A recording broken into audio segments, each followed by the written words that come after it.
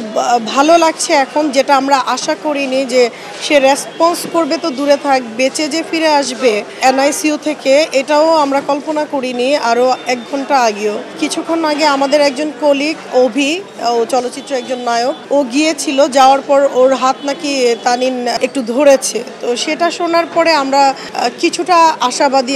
এখনও সংকট কাটেনি। ডক্টরের সাথে আমার কথা হয়েছে কিছুক্ষণ আগে, তো তিনি বললেন যে খুবই সংকটাপূর্ণ অবস্থানে ছিল তার পজিশন, বাঁচবেন, বেঁচে আছেন কি নাই এই ব্যাপারটাও আমরা ক্লিয়ার ছিলাম না। ডক্টর যেটা বলেছে এখন যে এইটুকু আমরা শিওর হয়েছি আলহামদুলিল্লাহ তানিন সুবা বেঁচে আছেন। এটা শুনেছি তার মার সাথে কথা হলো, সে অনেক চিন্তিত ছিল কোনো বিষয় নিয়ে।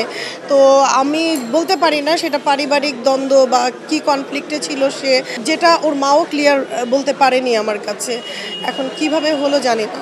সিনিয়ররা কেউই তো জানেন না। আজকে দেখেন, আমিও কিন্তু তানিনের কাছে আমার অনেক কৃতজ্ঞতা আছে। আমার অনেক খারাপ মুহূর্তগুলো তার সাথে আমি শেয়ার করতাম, এবং আমার বাসা ওর বাসা কিন্তু একদম একই সাথে পাশাপাশি। আমি একটা যদি ভর্তাও বানাতাম ওর সাথে শেয়ারিং হতো, সেই আমি কিন্তু ফেসবুকের মাধ্যমে জানতে পেরেছি। আর আমাদের সিনিয়র সবাই কিন্তু এখন নেই, দেশে নেই, কেউ হয়তো জানেন না, দূরে আছেন। অনেকেই এসছে, ও অনেকের প্রিয় মানুষ। হয়তো ছবি হিসেবে দর্শকরা ওকে কতটুকু চেনে জানি না, কিন্তু আমাদের কাছে একজন তানিন সুবা অনেক ভালোবাসার একটা জায়গা।